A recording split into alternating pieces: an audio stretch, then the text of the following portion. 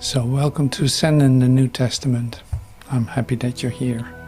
And we're going to get started with the daily lesson.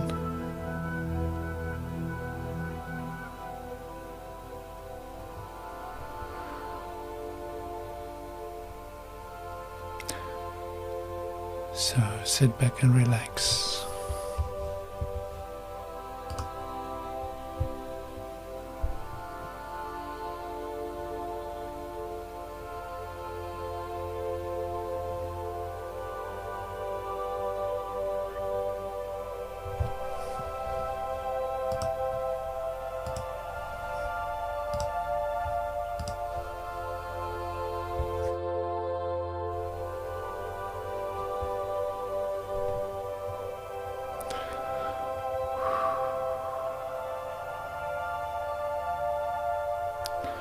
Let every voice but God's be still in me.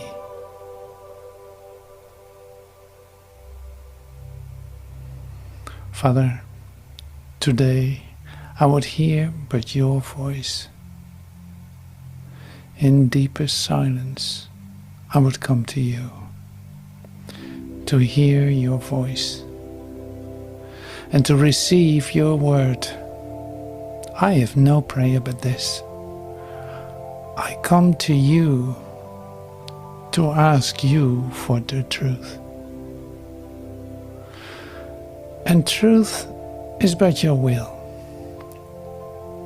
which I would share with you today.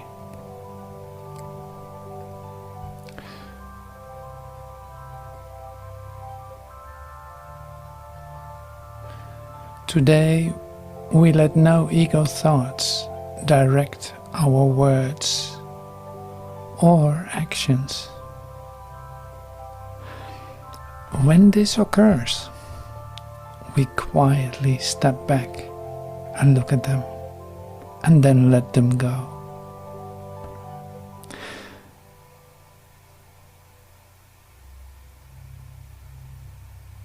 We do not want what they would bring with them, and so we do not choose to keep them. They are silent now, and in the stillness, hallowed by His love, God speaks to us and tells us of our will, as we have chosen to remember Him. Let every voice but God's be still in me.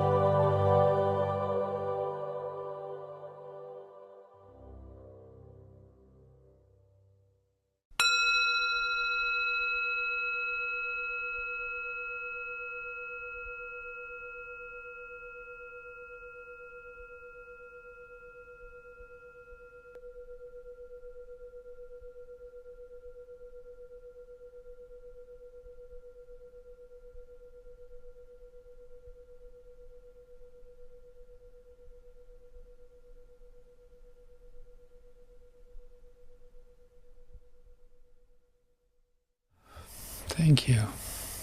Thank you so much for joining in the meditation, in the stillness, in the quiet, and this great mind training as we did. It's a beautiful lesson, beautiful miracle prayer. So a great reminder and always welcome. So that's so great. It's like there's so much that's provided and that you can use to be reminded. That's unbelievable. That's unbelievable. What a provision. Unbelievable. How could you ever get lost? Huh? Now it seems to be like that's impossible. You cannot get lost anymore. It's like look at the provision that's given you and that you recognize so close to you that you can use in every moment. Like, how lovely is that? And we walk together. It's like, you're not doing this alone either. Like, we help each other, we support each other, we are present here to remember together. It's like, it is an individual, singular experience to remember. But by your example, you confirm it to your brother. And that's so lovely. So thank you for reflecting that back to me. See, it doesn't need to be 10,000 people. Like, no, rather not. Whoever's here, great, wonderful. Thank you. Absolutely wonderful. It's complete. It's really like to share with one is to share with all. And that's my experience. So I've been seeing that today many times already. It's like you share it with one and it expands right from there. And it's like literally for everyone. So it's the same whether you do it for 10,000 people or whether you share your love for one. It is the same story. There's no difference. There are no different, say, calibers of miracles. No, they're the same. All expressions of love are maximal, and that's what you experience. So, pretty amazing, absolutely beautiful. All right, now Zen. This is our last session in Zen and the New Testament for now. And so I want to bring in two separate parts, kind of like the New Testament first, and then go quite deep into Dogen's book and some expressions of Dogen. So that can be absolutely wonderful to do it that way. I see the chat. Like, thank you. Yes, have a wonderful rest of your day, and give them heaven.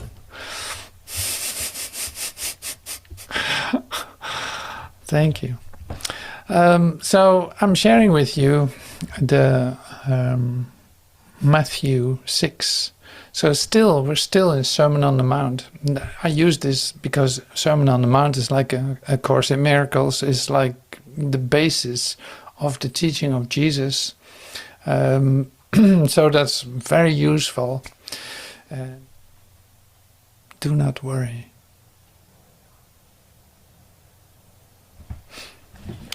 So here we come to the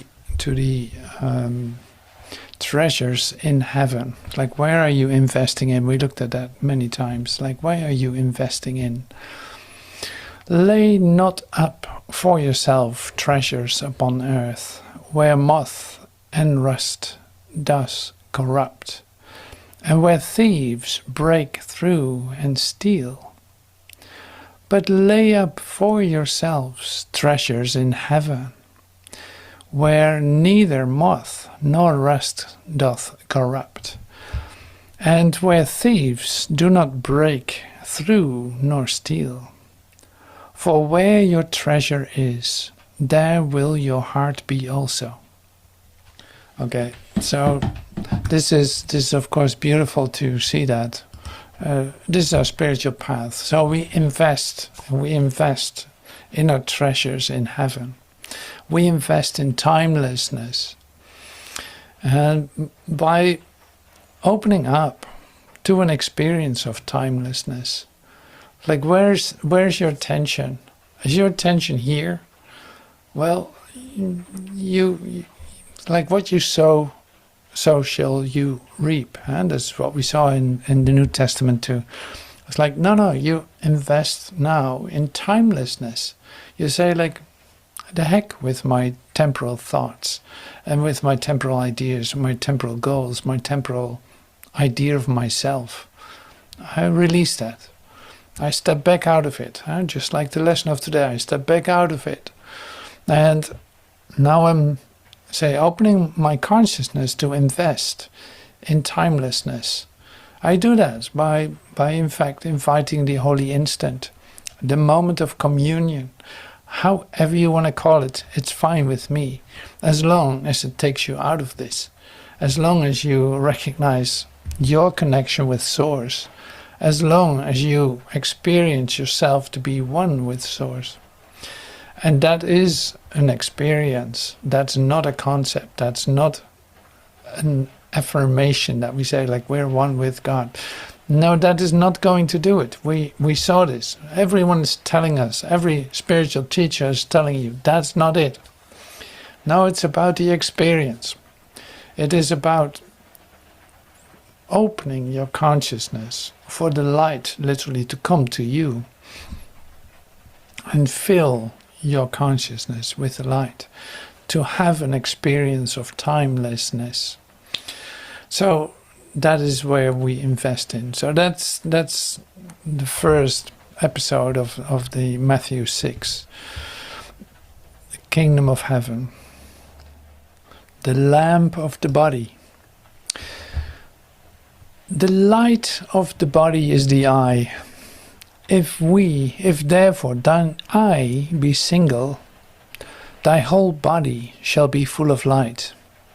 And this is the body-mind connection that we were talking about in the previous meeting with Master Teacher, for instance. The light of the body is the eye. If therefore thine eye be single, thy whole body shall be full of light. If your perception is true, then you don't see differences, then you don't see duality, then you look beyond appearances. You don't use your eyes for the appearances. No. Your body will be full of light when you start to look beyond the appearances. Your whole body will be full of light. Literally, you are, in fact, experiencing a miracle right in that instant. So the light of the body is the eyes. If therefore thine eye be single, thy whole body shall be full of light. Now and here we continue. But if thine eye be evil, if you believe that there is such thing as time and world, and that being your reality, thy whole body shall be full of darkness. If therefore the light that is in thee be darkness, how great is that darkness?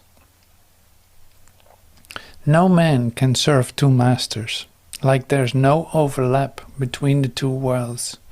For either he will hate the one or love the other, or else he will hold to the one and despise the other. You cannot serve God and mammon.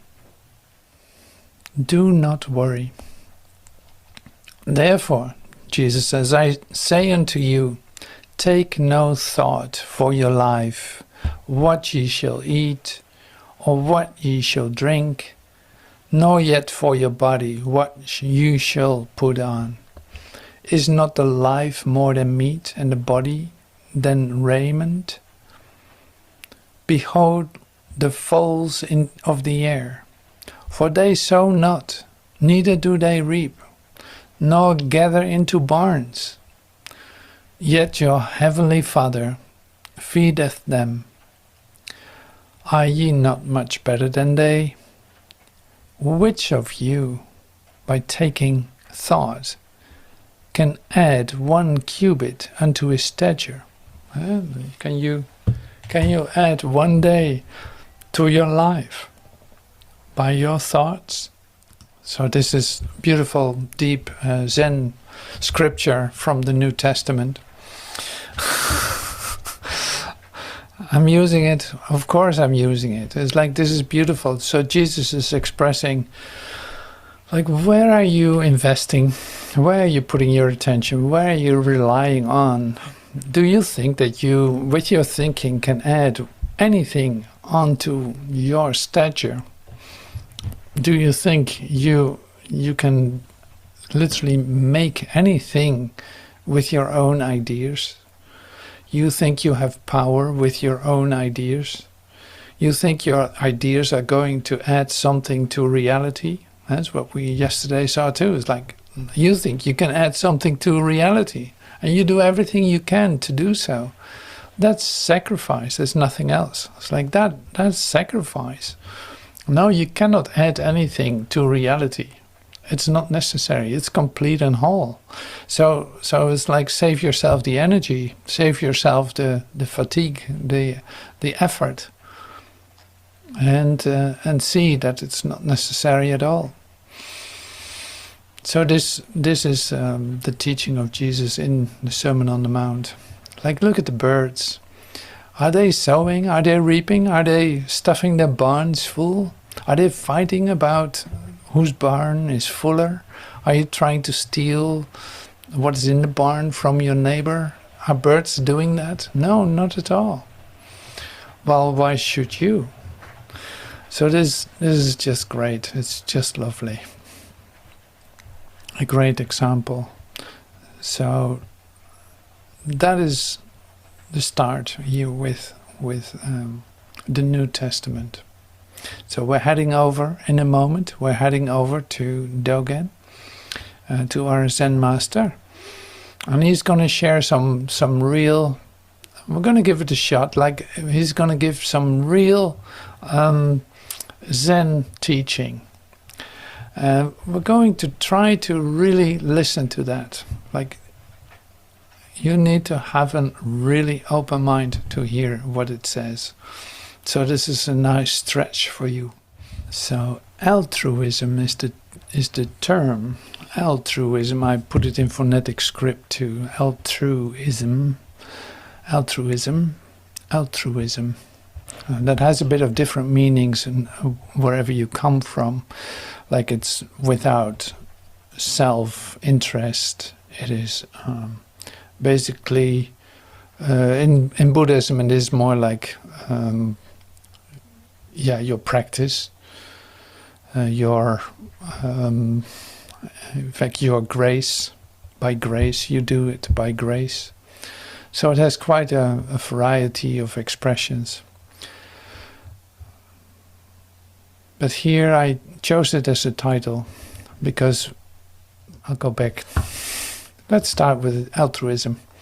So it's like with altruism, if you say like, well, I do things not for self-interest any longer. Like I underwent an experience of awakening, and now I don't do things for myself anymore. I don't do things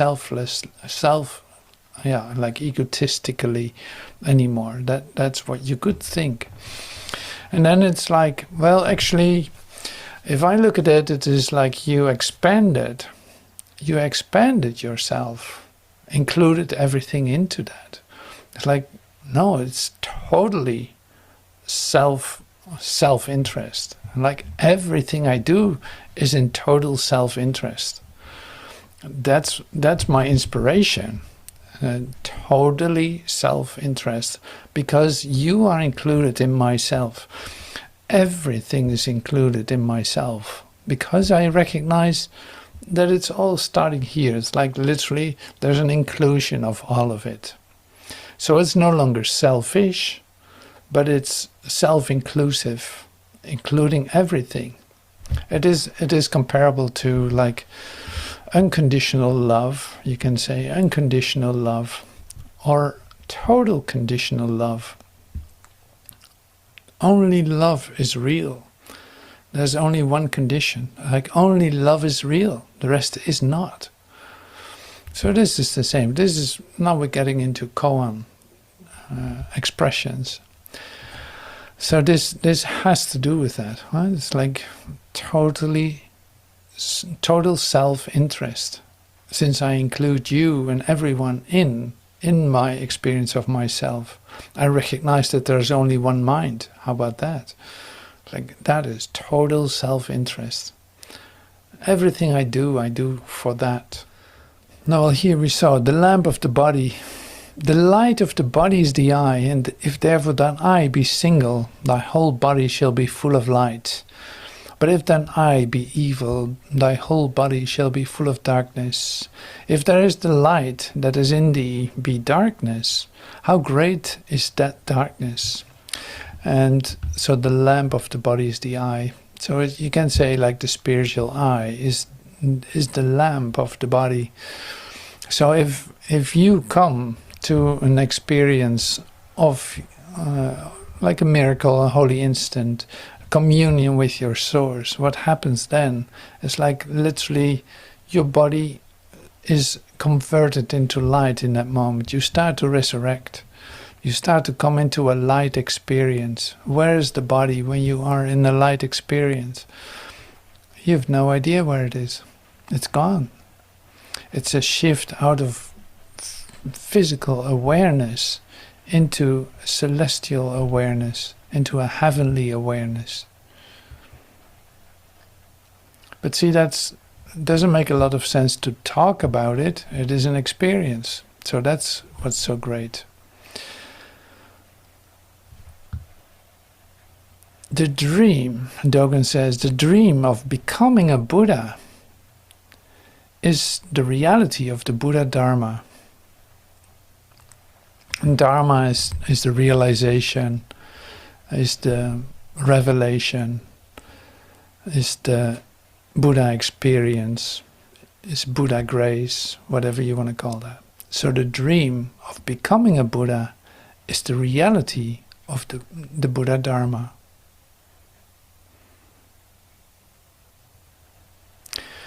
So this is just all warming up. I always have this thought: how can I cause living beings to enter the unsurpassed path and quickly achieve a Buddha body?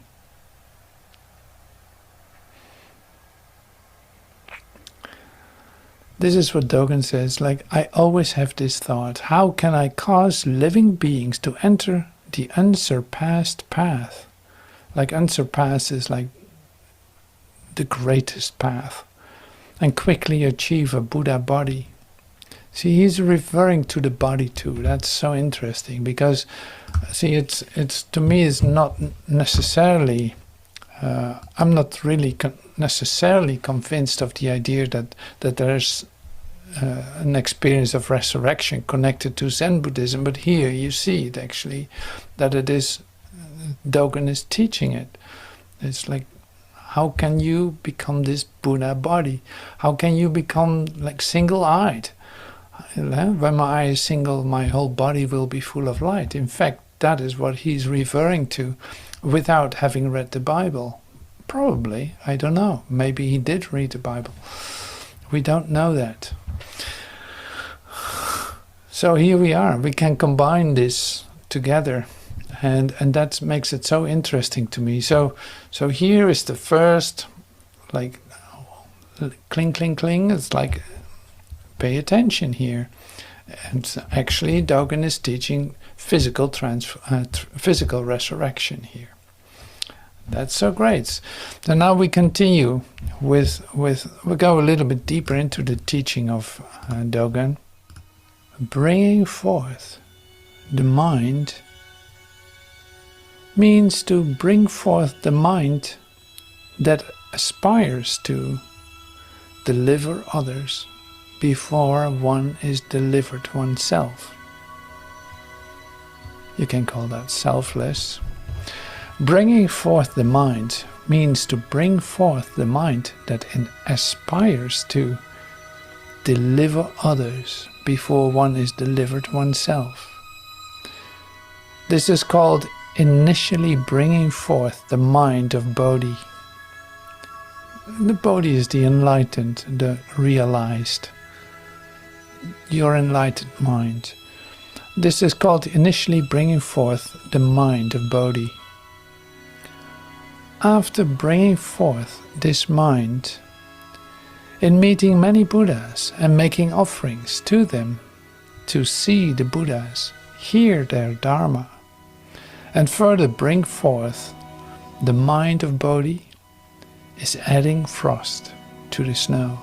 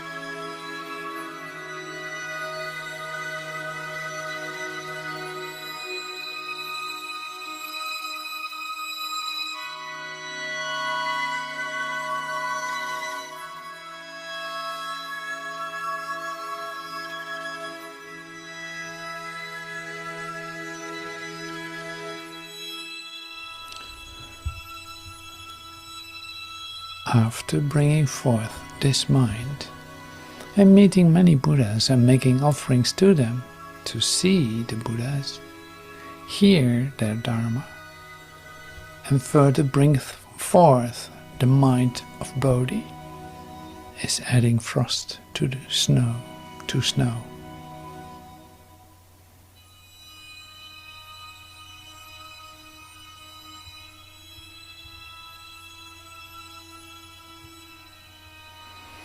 Okay, we continue. This mind, this body mind, is not ours, not another's, not coming from elsewhere.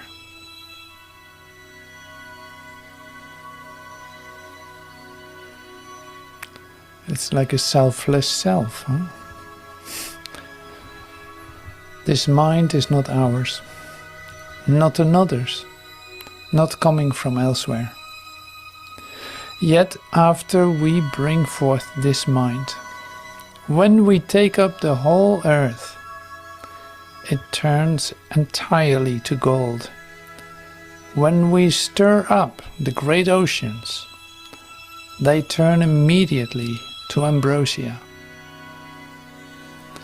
Thereafter, to take hold of earth, stones and sand or pebbles, is itself to take up the mind of Bodhi, to study the water, spray, foam or mirage, is to bear the mind of Bodhi on your own back.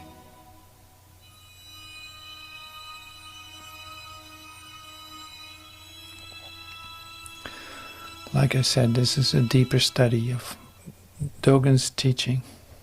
So this is interesting in the sense of, what does this mean?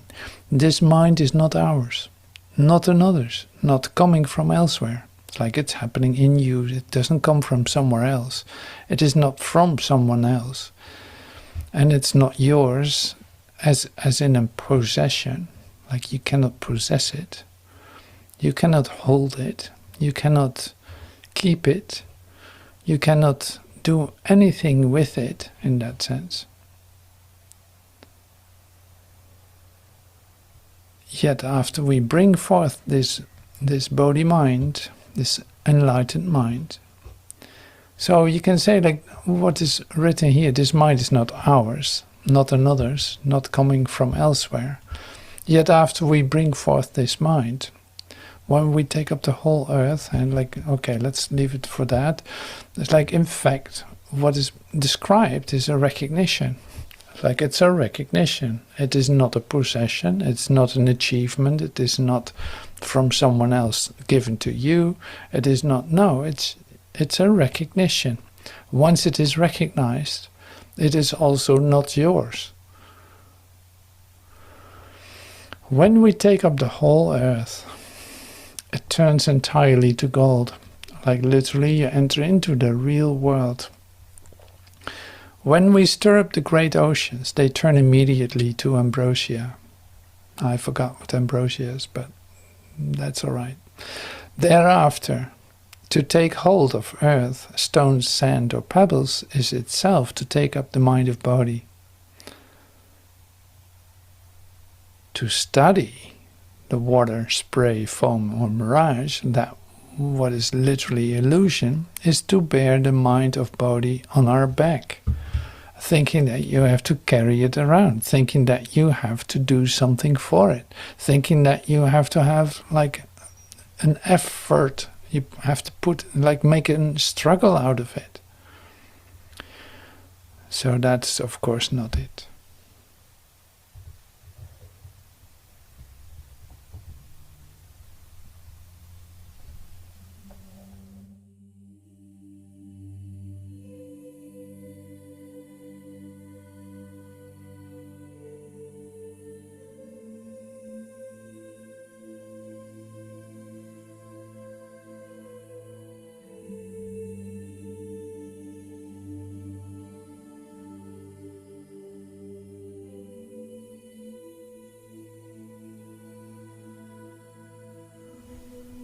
So the ambrosia idea is the idea of the food of the gods. So this mind is not ours, not another's, not coming from elsewhere. Yet after we bring forth this mind, when we take up the whole earth, it turns entirely into gold. When we stir up the great oceans, they turn immediately to the food of the gods. Thereafter, to take hold of earth, stone, sand, or pebbles, is itself to take up the mind of Bodhi. To study the water spray of foam or mirage is to bear the mind of Bodhi on our back. Therefore, to give away countries and cities, wives and children, the 7 treasures, males and females, my heads and my eyes, my marrow and my brains, the flesh of my bodies, my hands and feet. This is all the noisy hubbub of the mind of Bodhi, the brisk liveliness of the mind of Bodhi.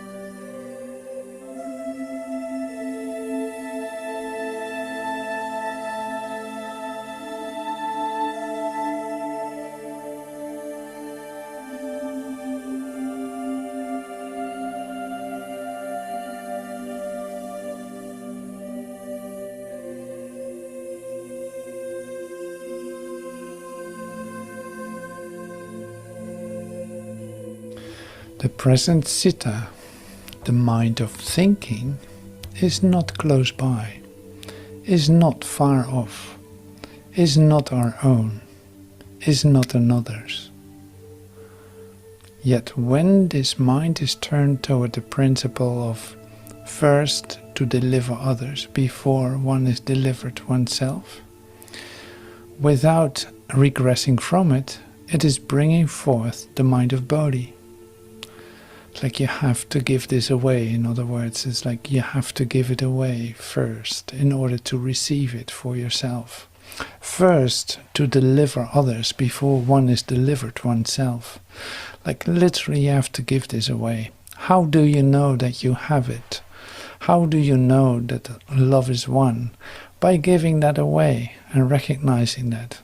As soon as you give it away, it comes back to you as an experience of oneness. It is bringing forth the mind of Bodhi. What does the mind of Bodhi do? It's giving itself away, completely, selflessly, totally, instantly, constantly. It is the constancy of the Bodhi mind to give itself away. So that's not any different in our tradition, you could say. I don't want to hide my face after the sheets, so here I am. It's like, how do we know that we have? We give it away. You give it away. What does that mean? Like, if I want to have an experience of light, I have to give that away. I say, like, I want this above all else. I'm loving God with all of my heart. I love my brother as myself. In the moment that I totally do that, in that sense, if I totally give myself away with all of my heart, I experience the totality of myself. So that is how this works. Like, how can you keep the light? Like some ask, like, how do you do that? To stay aligned in light. It's like, well, continuously don't hesitate to give yourself away, to release every thought that you hold. You don't want to hold on to it. That's for sure. It's like any thought related to time you don't want to hold on to, because literally it's in the way of you experiencing your totality. Now, to be able to practice this and do this is your own fulfillment. is literally where it happens, that you start to recognize there's only one moment. It is happening right now. It is total, and it's everything. What do I do for that? I give everything away. Is that an action of mind? It's like, no. Is that an act of? No. It. I don't even have a word for it. Like, is that an act of accomplishment? No, not at all. No, it's just giving it away. In fact, you give away your light. You extend your light. You don't hold on to it. No, you keep giving it away. What happens the moment you give it away? You are experiencing it. You become the fulfillment of it, without exception. So that is very easy. Now, if you see that in a time construct, it brings back, say, Matthew 6, because it is like, well, where it is either God or mammon. Am I investing my thoughts and my attention into time-related ideas, or am I releasing it? This makes all the difference in my experience. I invest in time-related ideas. I get myself caught in this world. If I release my ideas, if I release my investment in time-related ideas, and stay in my openness of mind, like allow a shift to occur in my say awareness, then I'm out of time. Then I'm not occupied with time-related ideas. Now this goes, of course, step by step. Like you make progress in it by just seeing it at work and starting to come into a continuation of the release of your mind on a constant basis. So what do you think that a Zen Buddhist monk is doing when he's actually practicing this and coming into a Bodhi realization? He's doing the same thing. It is a universal experience. You release your mind and your occupation and your, say, involvement in time. You release that. What happens? You open your consciousness for a different experience. That doesn't matter if that's if you call that Zen Buddhism, the Infinite Way, Christian Science, Course in Miracles, or I don't care what you call it. It is a universal experience that we share. So that is really beautiful to recognize it here and what Dogen is sharing with us, and it's just exactly that too. Like, yeah, this is how that works. Give it away. Don't hold on to it. It's like, look at the birds. I love that as a comparison. Look at the birds. How. Like this has stayed with you, and like if I speak for myself, of course, it's like as a child this was already like stirring something up in my imagination. It's like, oh my God, the bird is not doing anything, is completely trusting what's going on. How beautiful is that? Like you would imagine yourself being a bird, coming into the consciousness of a bird, with such an incredible peace of mind that it is sure that everything is there all the time, that there's no concern about it, that it doesn't know the idea of concern about it. Now, so it is with your, say, Bodhi mind, your Christ mind. Like, you occupy time with your considerations. Like there's still a comparison going on. You make a comparison between there's not enough and there's enough. Or there might not be enough. Now I need to worry because there might not be enough. There might not be health. I might be sick. I might be this. I might be that.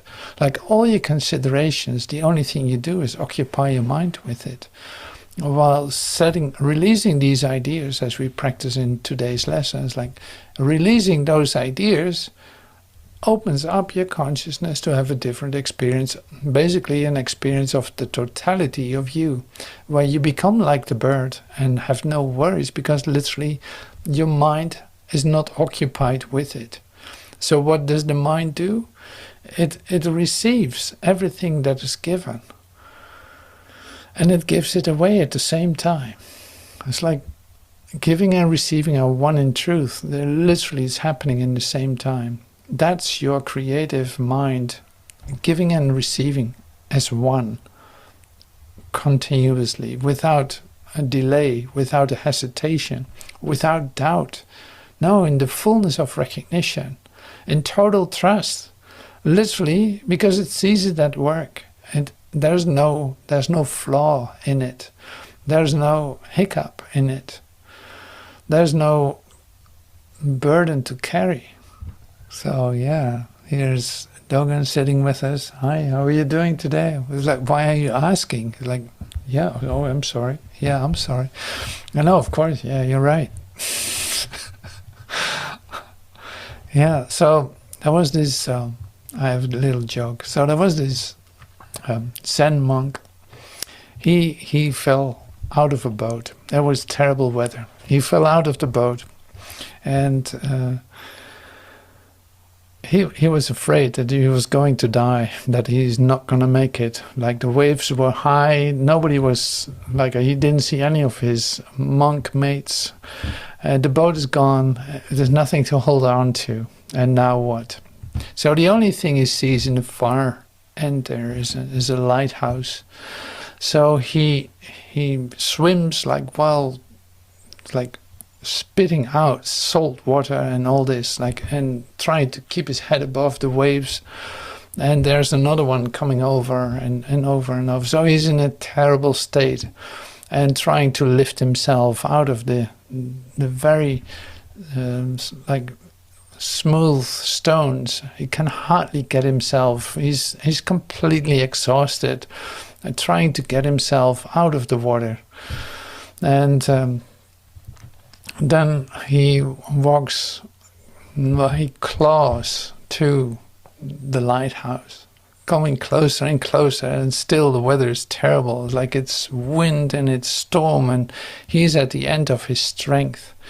And he makes it up to the door of the lighthouse and starts knocking on it.